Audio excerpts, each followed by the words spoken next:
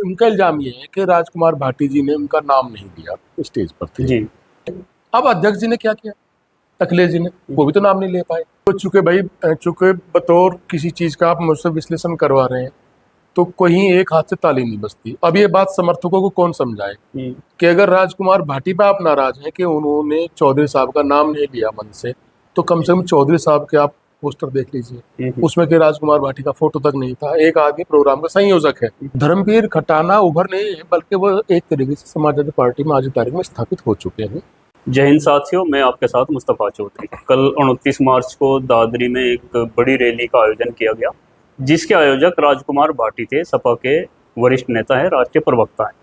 आप लोग उनको टीवी डिबेट में देखते ही होंगे। रैली खास तौर से गुजरों के लिए थी, लेकिन बिरादरी विशेष के नाम से रैलियों पर पाबंदियां हैं, इसलिए उसका नाम रखा गया समाजवादी भाईचारा, समानता भाईचारा। और रैली कैसी हुई उसके विश्लेषण को लेकर, क्योंकि मेरे साथ राजनीतिक विश्लेषक लोकेश सलारपुरी जी मौजूद हैं, इन्हीं से हम बात करेंगे।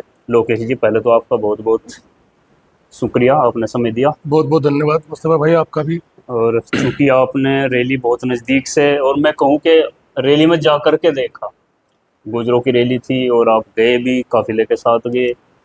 रैली कैसी रही? कुछ लोग विफल बता रहे हैं, कुछ लोग सफल बता रहे हैं। आपके नज़रिए, बतौर आपके, रैली जिस तरह से राजकुमार भाटी जी पिछले 6 महीनों से इस रैली के लिए काम कर रहे थे, सहारनपुर भी में 2 बार आए, मेरठ, सब जहाँ जहाँ गुजर रहे हैं, और उन्होंने एक बड़ा विश्लेषण किया कि उत्तर प्रदेश के 142 पर गुजर रहे थे, सबसे उन्होंने संपर्क किया और 6 महीने के बाद रैली की। तो जितना समय राजकुमार भाटी जी ने लिया, जितनी मेहनत की, उस हिसाब से रैली को कैसे देखते हैं आप, सफल या विफल? मैं मुस्तफा भाई, मैं किसी भी पॉलिटिकल रैली में लगभग 25-26 साल के बाद गया हूँ। इससे पहले मैं एक रैली बिजनौर में अटल बिहारी वाजपेयी जी की हुई थी 2001-2002 में, बिजनौर में, वर्धमान कॉलेज में।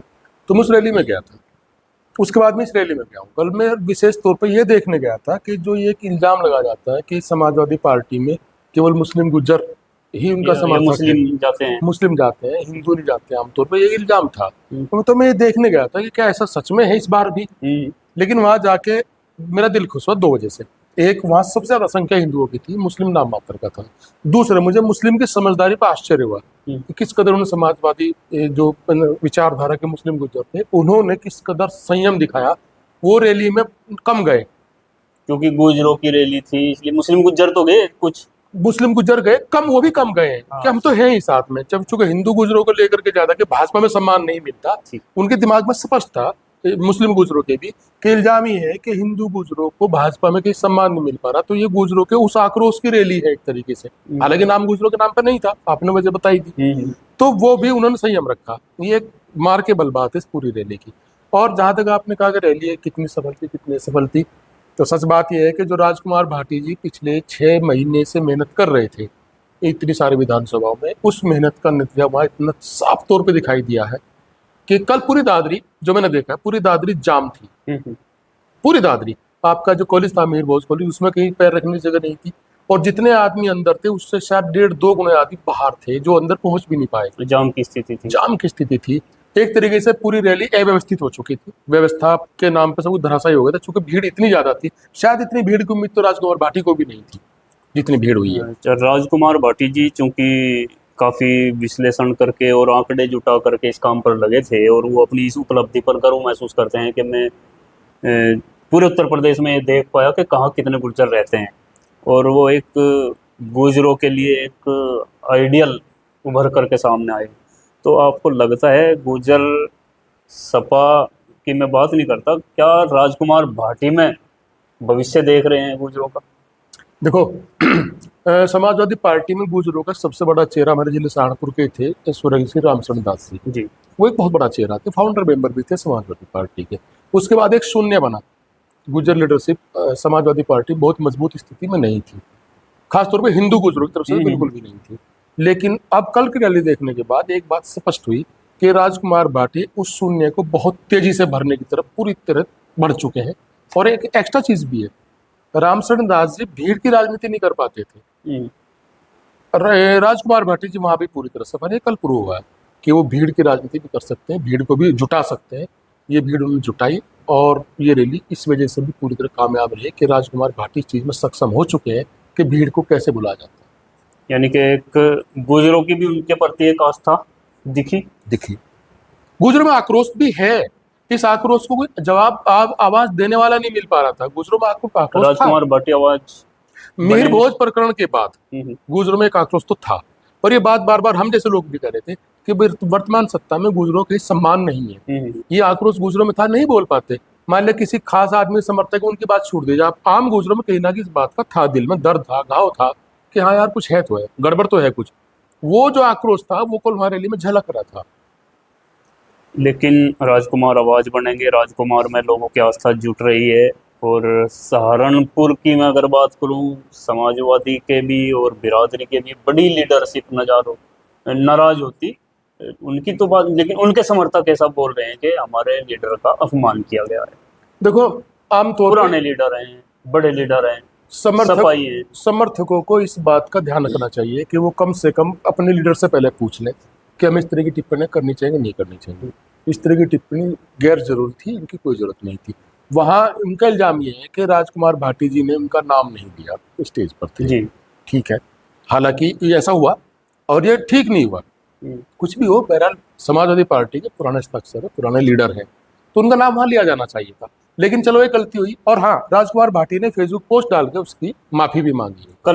कल ही व्यक्तिगत गलती मानी है अपनी, उसके लिए क्षमा भी मांगी उन्होंने। चलिए, अब अध्यक्ष जी ने क्या किया, अखिलेश जी ने, वो भी तो नाम नहीं ले पाए। अब मैं जानना चाह रहा हूँ कि जो लोकल लीडरशिप, जो उनके समर्थक, लीडरशिप कहीं कुछ नहीं कह रही ना, वो इतने हल्के लोग हैं इस तरह की बात करेंगे, वो कुछ नहीं कह रहे, समर्थक कह रहे हैं। तो फिर समर्थक क्या अखिलेश यादव से जाकर लड़ेंगे? क्या आपने हमारे लीडर का नाम नहीं लिया? अरे भाई, इतना बड़ा कार्यक्रम है, वहाँ आल इन आल कौन थे? राजकुमार भाटी तो संयोजक थे ना, वही तो सब कुछ कर रहे थे। 6 महीने से जुटे हुए 6 महीने जुटे हुए थे, वो उनकी मेहनत का नतीजा था, उनको थपथपी, उनको शाबाशी देने का काम था। अगर किसी का नाम नहीं लिया गया तो इस बात को इतना तूल नहीं दिया जाना चाहिए था।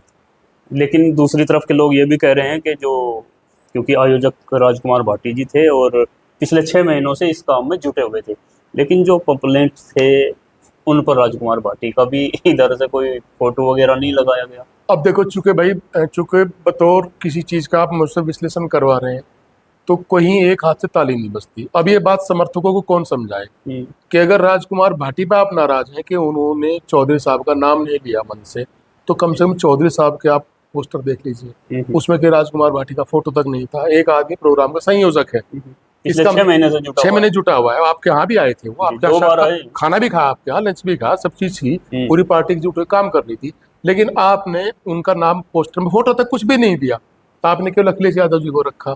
तो समर्थक इस बात का जवाब देते ऐसा क्यों हुआ?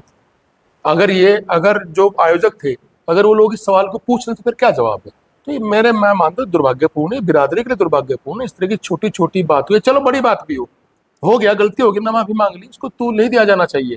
जरूरत इस बात की है कि बिरादरी की मजबूती के लिए आप एक साथ मिलजुल के काम करें। अच्छा, एक और नाम बड़ी सुर्खियां बटोर रहा है, कल से सहारनपुर का ही है, और नाम है धर्मवीर सिंह खटाना जी।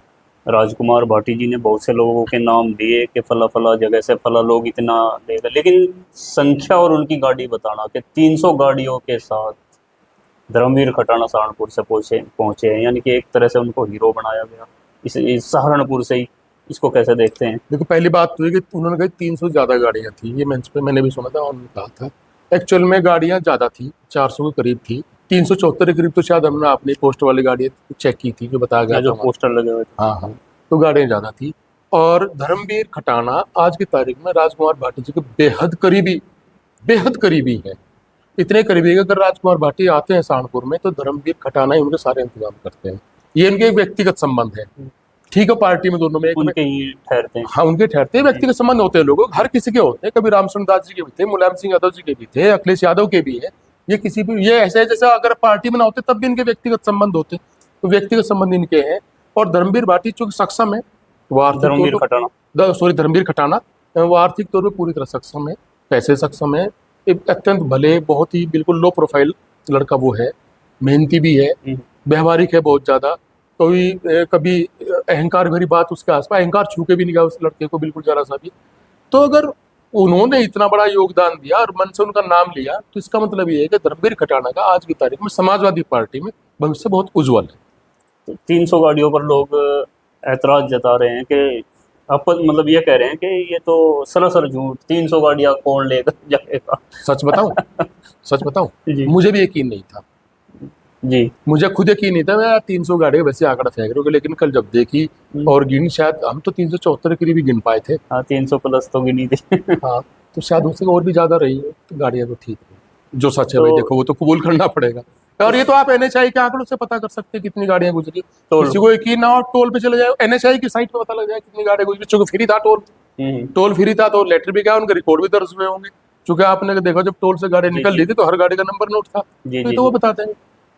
अच्छा, एक लोकेश जी, सहारनपुर जनपद में और भी गुर्जर लीडर हैं, अलग अलग पार्टियों में हैं, और सार्वजनिक तौर पर ज्यादातर कल ही धर्मवीर खटाना का नाम ज्यादा गूंजा है इस व्यापक तौर पर। तो क्या सहारनपुर की राजनीति में एक और लीडर आने जा रहा है जो कल हो सकता है चुनाव लड़े, सपा का बड़ा लीडर बने, या क्या बने? इसको कैसे देख रहे हैं? देखो, हमेशा परिवर्तन तो होता रहता है। अभी तक जो पुराने नेता थे, उनको कुछ निकल गए, कुछ चले गए, कुछ पार्टी बदल गए। धर्मवीर खटाना उभर नहीं है, बल्कि वो एक तरीके से समाजवादी पार्टी में आज की तारीख में स्थापित हो चुके हैं। चुनाव कब लड़ेंगे, टिकट कब मिलेगा, ये मुझे नहीं पता। वो जाने उनकी पार्टी जाने, उनका पार्टी का अपना अंदरूनी मैटर है। लेकिन समाजवादी पार्टी के बढ़िया मजबूत हस्ताक्षर वो बन चुके हैं, जिसे मुझे तो कोई संशय फिलहाल नहीं है। और आप ये वैसे भी अंदाज रहे, जो आदमी 350 प्लस गाड़ियां ले जा सकता हो 200 किलोमीटर दूर। 200 किलोमीटर दूर, और सबके खाने वाने का इंतजाम सब कुछ किया होगा उन्होंने, तो इसका मतलब सक्षम तो है वो।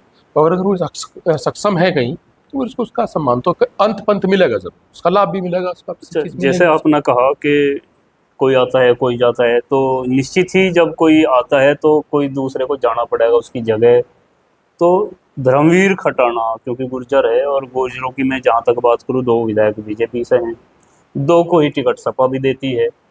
तो धर्मवीर खटाना के आने से इसकी कीमत भारतीय जनता पार्टी के विधायक चुकाएंगे, या किसी की सफाई की कुर्बानी धर्मवीर खटाना लेंगे? नहीं, किसी समाजवादी पार्टी के लीडर की तो कुर्बानी धर्मवीर खटाना नहीं ले पा रहे हैं। ना उनका ऐसा कोई मोटिव है, ना ऐसी कोई इच्छा है। नहीं, अगर कल भविष्य में धर्मवीर खटाना को टिकट होता है तो किसी का तो कटेगा। अब ये डिपेंड करता है कि देखो, मैं या बल्कि या मैं कोई बहुत भाजपा के जो विधायक हैं वो, कोई अगर धर्मवीर जीतते हैं तो वो तो हारेंगे। देखो, ये तो होता ही भी, अगर 4 आदमी चुनाव लड़ रहे हैं तो एक जीतेगा ना। हाँ। तो बाकी 3 के बारे में आप क्या करें, कुछ में विपक्षी भी हैं, और जिनका टिकट आपकी पार्टी से नहीं है वो भी इसमें शामिल है। ये तो राजनीति की एक बिल्कुल सच्चाई है, कबूल करनी चाहिए भाई हमें। अगर किसी का टिकट होगा, किसी का कटेगा। अगर 2 चुनाव लड़ रहे, एक हारेगा तो एक जीतेगा। तो ये तो हमेशा होता है। और जो मुझे लग रहा है ना, फिलहाल मैं आपको गंगो क्षेत्र की बात बता रहा हूँ। मुझे लग रहा है शायद 27 के चुनाव में तो मैं नहीं कह सकता, लेकिन 2032 का जब चुनाव आएगा यूपी का, तो मुझे लगता है यहाँ हमारी सीट का गंगो। मुझे लगता है शायद यहाँ भी कोई नया युवा या कोई भी शायद स्थापित हो जाएगा। चूंकि अब जरूरत है, एक वैक्यूम जब बनता है, वो हो सकता है चौधरी परिवार से आए, हो सकता है किसी और परिवार से आए, हो सकता है बिल्कुल नया फ्रेश लड़का कोई आ जाए। लेकिन जब शून्य बनता है तो शून्य भरा भी जाता है, तो उसे कोई नया लड़का भरेगा। अब वो कहाँ से आएगा मुझे नहीं पता, लेकिन आएगा। लेकिन आएगा। तो ये जो चौधरी परिवार की तरफ से, उनके समर्थकों की तरफ से बड़ा ऐतराज जताया जा रहा है, ये अपमान और इस तरह की बातें भी कही जा रही हैं कि चौधरी परिवार अगर पार्टी छोड़ दे तो फिर सपा का कोई नाम लेवा सहारनपुर में नहीं है, या शून्य हो जाएंगे। इस पर क्या कहेंगे? ऐसा कभी कब हुआ है कि कोई आदमी चला जाए तो उसके बावजूद कोई चीज सुनने जाती है? एक बार आजम खान साहब ने पार्टी छोड़ी थी, समाजवादी पार्टी, तो फाउंडर थे, पार्टी तब भी रही थी। राम शरण दास दुनिया में नहीं रहे आज, वो फाउंडर थे, हमेशा अध्यक्ष रहे, आजीवन अध्यक्ष रहे प्रदेश के। वो चले गए, ईश्वर ने उनको अपने पास बुला लिया, तब भी पार्टी चल रही है। तो अगर कोई एक आदमी पार्टी छोड़ देता है, प्रदीप चौधरी कभी सपा के अध्यक्ष रहे हैं यहाँ, तो क्या समाजवादी खत्म थोड़ी हो गई थी? ऐसे भाजपा में भी है, सपा में भी है, कांग्रेस में भी है, ऐसा नहीं होता। अगर पार्टी का ग्राफ बढ़ रहा है तो एक आदमी कोई अगर पार्टी छोड़ देता तो पार्टी खत्म नहीं होती, उसकी जगह कोई दूसरा आके भर लेता है। अब देखिए, अब यहाँ पे धर्मवीर खटाना का जिक्र कर रहे थे, कल तक कौन जानता था? आज वो लग रहे हैं ना शून्य को भरने जा रहे हैं। विपक्षी भी उन्हीं का जिक्र कर रहे हैं, और जो पक्ष वाले हैं कल तो से करेंगे। लगातार चर्चाओं में वही लड़का है। हाँ। तो ये तो भाई समय के साथ साथ चलता रहता है। अच्छा लोकेश जी, क्योंकि गुजरों की रैली थी और वहाँ पर एक जो पिक्चर सबसे ज़्यादा वायरल है, सम्राट मिहिर भोज, और उनको गंगा जल से धोया गया, फूल चढ़ाए गए, और राजकुमार भाटी जी ने कहा कि कुछ दिन पहले कोई इसको कलंकित करके गया था और अब अखिलेश जी ने इसको गंगा जल से शुद्ध किया है। इसका क्या मैसेज जाएगा गुजरों के अंदर खास तौर ये था ही केवल गुजरों के लिए, ये मैसेज गुजरों के लिए था तो कि इसको आप कैसे कैसे लिया होगा गुजरों ने? गुजरों को ये बहुत सकारात्मक चीज लगी, मुझे खुद भी लगी, बहुत अच्छी लगी। और एक और बड़ी बात कही, अगर हम सत्ता में आएंगे तो आपके 3 महापुरुष धर्म सिंह कोतवाल और मीर भोज, मिहिर भोज और पथिक विजय सिंह विजय पथिक, सिंह पथिक। उनको सम्मान देंगे। हम लखनऊ में भी उनकी प्रतिमा स्थापित करेंगे।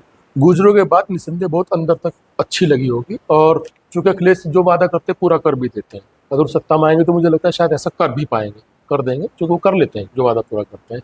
और इस तरह की फीलिंग किसी के लिए वो दुर्भावना वगैरह रखते भी नहीं है, जहाँ तक मैंने उनको बहुत हद तक समझा हुआ है। तो ये हो सकता है, बिल्कुल कर देंगे। और मैं आपको एक चीज बताना चाह रहा हूँ, ये रैली जहाँ हुई और जितनी भीड़ थी उस हिसाब से जगह छोटी थी, लेकिन मिहिर भोज के नाम पर ही ये रैली होनी थी। मिहिर भोज को लगातार वहां रखना था, इसलिए वहां स्टेज बनाई गई थी। ये रैली करके दूसरी जगह होती ना तो ये रैली बहुत जबरदस्त महसूस होती, इतनी अव्यवस्थाएं भी ना होती। वहां जगह थोड़ी शॉर्ट हो गई थी इतनी भीड़ के हिसाब से। जी जी। तो मिहिर भोज को लगातार आगे रखने के बजाय वही जो 2-3 साल पहले प्रकरण हुआ था कि वो गुज्जर शब्द कालिक पोतने के बाद उद्घाटन हुआ, तो कलंक तो था गुजरों के लिए, वो कई दिल में चुभी हुई थी। उसका पहला रिएक्शन तो यही फनपुरी में आया था, जी जी। जब गुज्जर गौरव यात्रा निकली थी। तो वही जो कल वहां महसूस हुआ ना भीड़ में, हिंदू गुजरों में जो वहां थी आई, तो वो कहीं ना कहीं अंदर छिपा हुआ था, वो कल महसूस हुआ आक्रोश। और उसको उन्हें भुनाने की पूरी कोशिश अखिलेश यादव जी ने की है, और एक कामयाब लीडर को करने भी चाहिए, उन्होंने की है। तो जिस तरह की रैली थी और जिस तरह का अखिलेश जी का संबोधन था गुर्जरों को साधने का, तो गुर्जर कितने सद पाएंगे?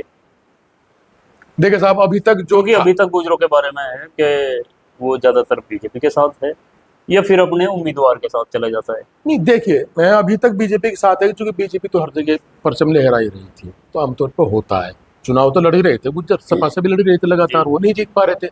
इससे पहले सपा के लोग जीत पा रहे थे, भाजपा नहीं जीत पा रही थी। तो अब चूंकि माहौल बदलता नजर आ रहा है, 10-12 साल की सरकार हो गई है यहाँ यूपी में, 10 साल की हो जाएगी अब।